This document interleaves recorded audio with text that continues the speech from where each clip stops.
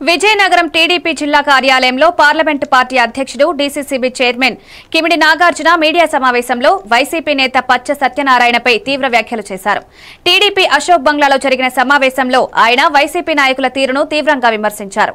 ఈ సమావేశంలో TDP senior నేతలు, కార్యకర్తలు పాల్గొన్నారు. పార్టీలో ఐక్యతతో ముందుకు వెళ్లాలని పిలుపునిచ్చారు.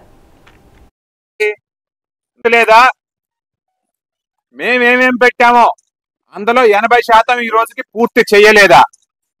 ఏమన్నారు మీరు పెన్షన్ గురించి? 4.5 సంవత్సరాలు కూడా 3,000 ఉంచుతాము, ఆఖరి సంవత్సరంలో 500 పెంచి 3,500 ఇస్తామని చెప్పి మీరు ఎన్నికల హామీ ఇచ్చారు. మేము వచ్చిన వెంటనే 4,000 చేశాం. ఇది మీకు కనిపించట్లేదా? ఎంతమంది పిల్లలుంటే అంతమందికి కూడా మేము తల్లికి వందనం కార్యక్రమం ఇంప్లిమెంట్ చేస్తామని చెప్పినప్పుడు కూడా జగన్మోహన్ రెడ్డి గారు ఎన్నికల మేనిఫెస్టోలో ఒకరికి మించి మేము ఇవ్వలేము అని చెప్పారు. అన్న క్యాంటీన్లు మీరు మూసారు, మేము తెరిచాము. అన్నదాత సుఖీభవ మొదటి విడత డబ్బులన్నీ కూడా మొన్నే వేశాము.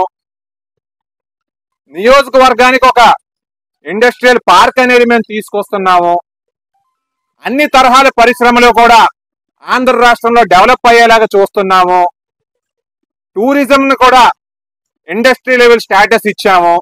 అంటే ఎవరైనా వచ్చి టూరిజంలో ఇన్వెస్ట్ చేశారంటే ఇండస్ట్రీకి ఏ రాయితీలు వస్తాయో అవన్నీ కూడా వారికి వస్తాయి. ఇటువంటి వీటి వల్ల పెద్ద నగరాలే కాకుండా విజయనగరం, శ్రీకాకుళం, బొబ్బిలి, సాలూరు, చీపురుపల్లి ఇలాంటివన్నీ కూడా డెవలప్ అవుతాయి.